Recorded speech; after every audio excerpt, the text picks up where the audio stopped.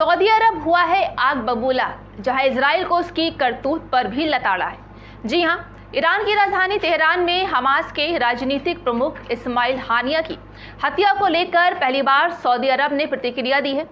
Saudi अरब ने इस्माइल हानिया की हत्या को ईरान की संप्रभुता का उल्लंघन करने को घेरा है। जहां बुधवार को इस्लामिक सहयोग संगठन के सदस्यों की एक बैठक के दौरान सऊदी अरब के उप विदेश मंत्री ने इस पर टिप्पणी की है। वहीं सऊदी उप विदेश मंत्री वलीद उल खुरैजी ने कहा है कि सऊदी अरब राज्यों की संप्रभुता के किसी का भी उल्लंघन या किसी भी देश के आंतरिक मामलों में हस्तक्षेप को अस्वीकार करता है।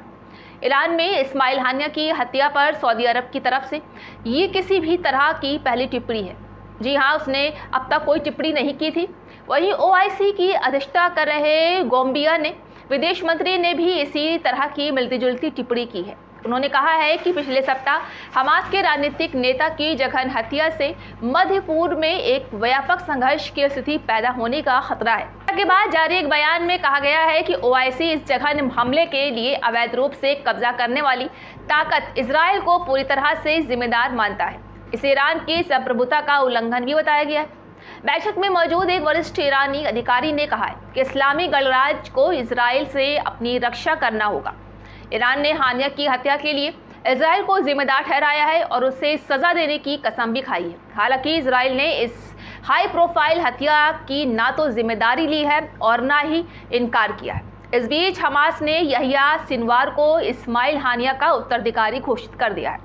जहां सिनवार ने ही इजराइल पर 7 अक्टूबर 2023 को हमले की योजना बनाई थी, जिसने 1200 इजराइल मारे गए थे और 254 को बंधक बनाया गया था। ईरान और फिलिस्तीन अधिकारियों ने ओआईसी की बैठक बुलाने का आह्वान करते हुए कहा था कि इस निकाय को हमास नेता की हत्या पर प्रतिक्रिया देने की जरूरत है। बैठक में बोलते हुए गोम्बिया के विदेश मंत्री ममदोउ तंगारू ने कहा है कि हानिया की हत्या फिलिस्तीनी मुद्दे को दबा नहीं पाएगी, बल्कि इसे और बढ़ाया जाएगा, जो फिलिस्तीनी लोगों के लिए न्याय और मानवाधिकारों की तत्काल आवश्यकता को रेखांकित भी करता है।